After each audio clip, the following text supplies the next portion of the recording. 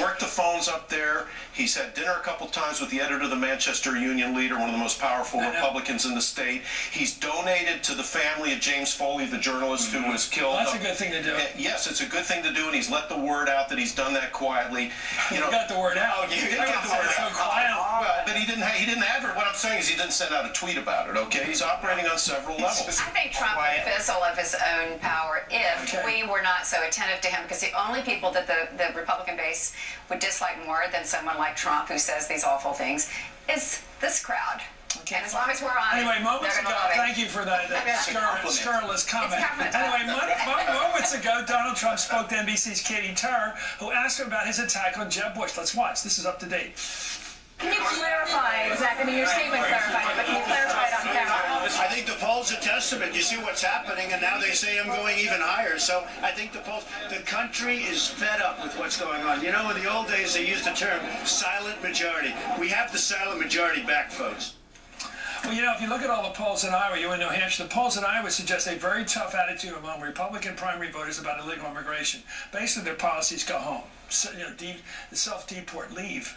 Were illegal, a lot of whom came here not under their own volition, and so now you've got these people who want to kick everybody out and keep everybody else out. That's not how this country grows, and that's not what this country is about. Run for office in Iowa. Anyway, nationwide, 62% of Republican primary nationwide say they're opposed to a candidate who supports a pathway to citizenship for undocumented immigrants. In New Hampshire, plurality 41 say they specifically will not support Bush because he supports allowing illegal immigrants to stay in the country. Only 26% say Bush's views are not a problem for them. In Iowa, 46% of caucus goers say that illegal immigrants should leave the United States, as I said, compared to 34% who say they should be allowed to apply for citizenship. Compare that to a supermajority of Tea Party Republicans who say they need to leave. Only 19% of them say they should be allowed to apply for citizenship. It's a very... The Tea Party, having covered the rise of the Tea Party, I can tell you, scrape away all the stuff about Obamacare and everything else. At the core of the Tea Party is the immigration. That's what I think. Immigration issue. That's what I saw when I was among those crowds,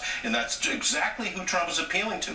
He did it on the birther issue, and he's doing it on this. And, you know, we can laugh about it, but as we said last week, there's also a dangerous element to it, because he's deliberately poking the bear. He's deliberately trading in the most ugly stuff that's going on in the heart of American politics. But you're right, since the Republicans were too chicken to deal with the issue. As long as they know the doors open, nobody's moderating who comes in and checking on it. Nobody's making people apply. As long as that's the case, they're going to say, let the scream win. By the way, John Kasich, the governor of Ohio, he's not announcing to the 21st. He's probably not even going to be in the debate in Ohio. I mean, that thing on August 6th is in Cleveland. Trump's going to take his spot. Trump will take his spot. Well, it'll be interesting to see if anybody takes Jonathan's position that debate, really challenges heart to heart and say this is un-American. We'll see. I hope so much. Well, it's not un-American to be in favor of laws that are enforced. That's not un-American. I want to see maybe the Republicans will, maybe this will jib them back into taking it seriously and stop playing this ethnic game. Let's give Jeff a little bit of credit. I'll give him a little bit of credit. Thank you, Howard Fineman, Kathleen Parker.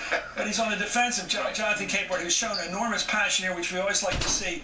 It's probably well-founded even. Anyway, coming up 4 years ago, former Pennsylvania Senator Rick Santorum won the Iowa caucus. Now he's going to make the cut, believe it or not, for the first debate next month. He's coming to Hardball to tell us how he plans to turn things around. That's coming next. And the far right is bracing for the American invasion. Catch this. Did you know it's coming? Of Texas. The conspiracy theorists out there are warning us again of a secret Pentagon operation which starts next week, and some fear it's an invasion of Texas. By the way, Ted Cruz called the Pentagon. They said it isn't, so he's okay on it. Is it time for Hillary Clinton to start taking Bernie Sanders seriously? The Vermont senator's drawing the crowds, of course, and doing well in Iowa and New Hampshire, but we'll see. We'll see. Anyway, finally, let me finish with a very important speech over the weekend in Hanoi, Vietnam. Bill Clinton's wow of a speech over there. This is Hardball, the place for politics.